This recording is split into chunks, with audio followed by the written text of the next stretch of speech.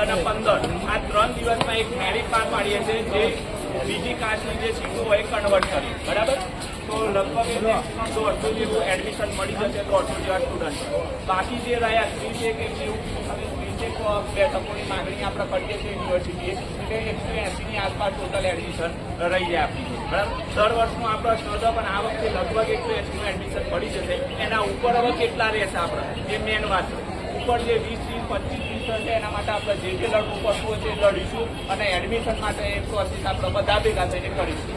180 એટલે લગભગ એટલે બધાને એડમિશન લગભગ મળી જશે. પણ એવું કેવું થાય છે 201 ફોર્મ આવ્યા છે એટલે 20 જણનું કદાચ એડમિશન બાકી રહી જાય તો એના માટે ફરીથી આપણે લડત અપનાવીશું. યુનિવર્સિટીએ જવું પડે, કાં તો પછી તમારે શિક્ષણ મંત્રી જોડે જવું પડે, કાં તો સરકાર જોડે જવું પડે. આપણે આ વખતે તૈયાર છીએ કારણ કે આ દર વખતેનો આ પ્રશ્ન છે. બીજો એક આપણા ગવર્મેન્ટ કોલેજ નથી, આ ગ્રાન્ટેડ કોલેજ છે, સમજો. સેલ્ફ ફાઇનાન્શિયલ ગ્રાન્ટેડ આપણા ગવર્મેન્ટ કોલેજ નથી, તો આપણા બધા વિદ્યાર્થીઓ ઘરે જઈને વાલીઓને પણ આપણા ફરિયાદ કરવાની છે. અત્યાર સુધી આપણે ઊંઘતા રહ્યા છીએ, આપણે ગવર્મેન્ટ કોલેજની માગણી પણ નથી કરી. એટલે આપણે એક શરમજનકની વાત કહેવાય કે આપણે ભણવા માટે, આપણો હક માટે આજે લડવા ઉપર હશે, કગળવા ઉપર હશે. એક શરમજનક વાત કહેવાય આપણા બધા માટે. એટલે પહેલી વસ્તુ એ છે કે આપણે બધા ગવર્મેન્ટ કોલેજની માગણી તો કરીએ જ છીએ, પણ કોઈનું એડમિશન આ વખતે રહી જાય તો એના માટે ફરીથી જે લડવાનું થતું હોય આપણે લડીશું. પણ એડમિશન આ વખતે ગમે તે રીતે આ કોલેજમાં આપણે મેળવીશું. આપણા કોલેજ સ્ટાફ આપણી સાથે છે, કોલેજના પ્રિન્સિપાલ સાહેબ શ્રી, ટ્રસ્ટી સાહેબ શ્રી પણ આપણને ભરોસો આપ્યો છે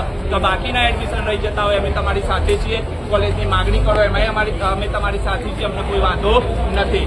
તો બાકી જે એડમિશન રહી જતું હોય એ બધા આપણે 13, 14 અને 15 સુધીમાં બધા કોલેજ જે તમને નોટિસ આપે એ પ્રમાણે બધા અનુકરજો, બરાબર? અને બધા ઓફલાઈન જ છો, ઓનલાઈન કોઈ રાઉન્ડ નથી. એટલે મેક્સિમમ એડમિશન મળી જશે.